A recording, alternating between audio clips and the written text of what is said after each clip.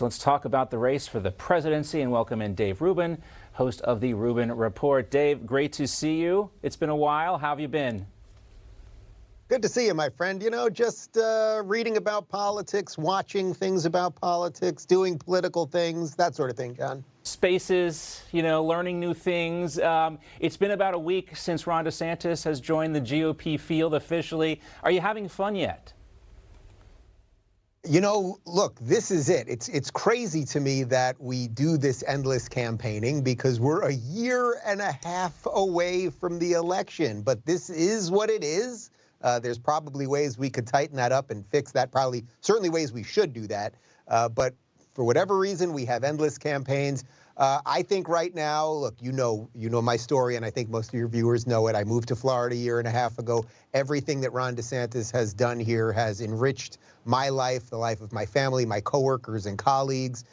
Florida is flourishing in an incredible way, and I think there's a great chance here for that to be exported throughout America. So I've been very impressed with his first week, but I'm not pretending that I'm not biased when it comes to that. And we'll see as this group gets bigger, as you just mentioned, Chris Christie, Pence jumping in. There's a wide crop of people, and I would say for anyone that is concerned there's too many people or it's going to be all this fighting or anything like that, you know, just look at the difference of the mental capacity, let's say, between this crop of Republicans and what the Democrats put on stage, you know, just a couple of years ago. It's so much better, regardless of whether at the end of the day you're Team MAGA or Team DeSantis or Team Vivek. So I'm looking forward to all this. But there was that great moment, you know, at the 2016 GOP convention. Peter Thiel's up on stage. He's like, I'm a gay American and I'm a Republican. The whole arena burst into applause. There was the Mike Pence VP selection. And I was throwing this stuff out there because the coalition was created among Republicans. And you have all this infighting now.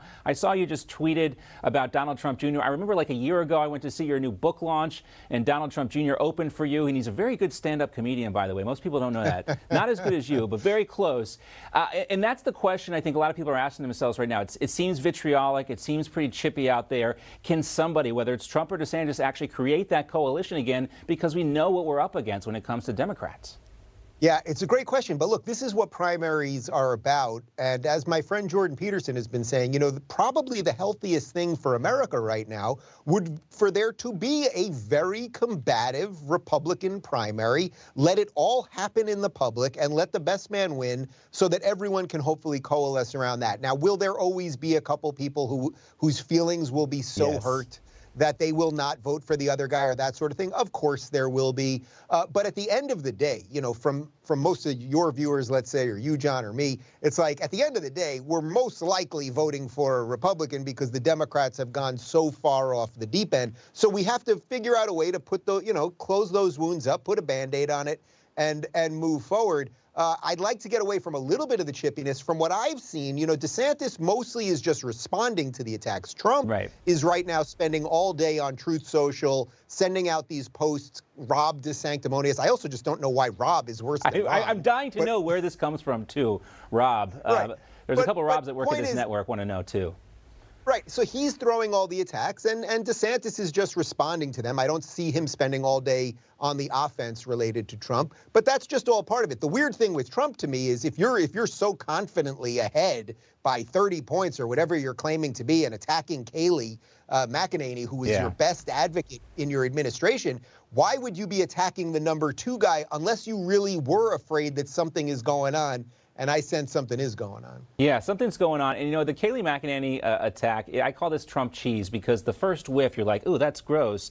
But there's some kind of complexity. There's something usually behind this, some reason why he does this stuff. Might have something to do with that town hall tonight. We'll see. But it is nice to be spending the first day of Pride Month with you, Dave Rubin. Wanted to get your reaction to a couple of things that seem to be new this year. Number one, the Department of Education is fully embracing Pride Month. They tweeted this out, saying everyone should feel valued for who they are and free to be their authentic self. And to all the LGBTQI plus students, teachers, and staff, we begin Pride Month, quote, the ED, the Department of Education, has your back. So we also have this, dudes with mustaches playing fairy godmother at Disneyland. What is the point of Pride Month at this point, Dave? It seems like the queer community has managed to break every rainbow-colored glass ceiling that exists, from Disneyland all the way to public schools. Yeah, you know, John, it's such a damn shame. You mentioned a moment ago that Peter Thiel, back at Trump's, first go-round at the Republican National Convention, said, "I'm a proud gay man," and he got a standing ovation. He has told me, I think privately and publicly, that he didn't know what was going to happen when he said that line. He had no idea where it's he going to get booed or applauded or whatever.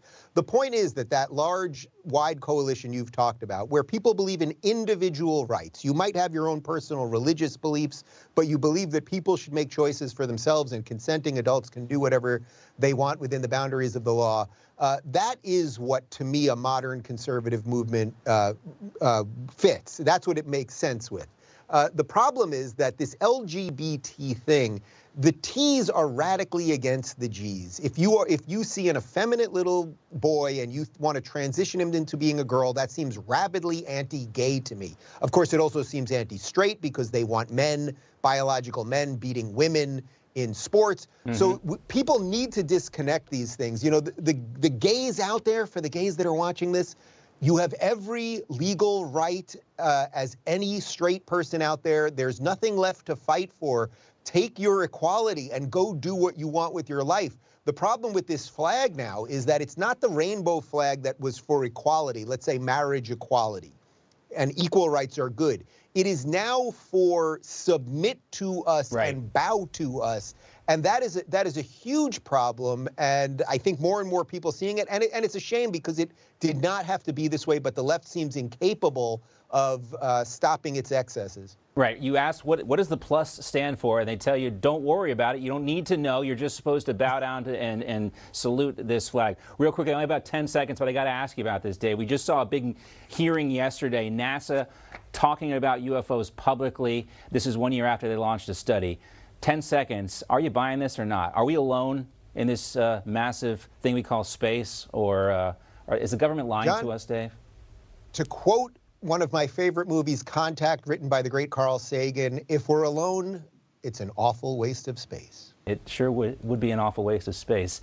This has not been a waste of space. Dave Rubin, great to see you. Good to see you. Take care.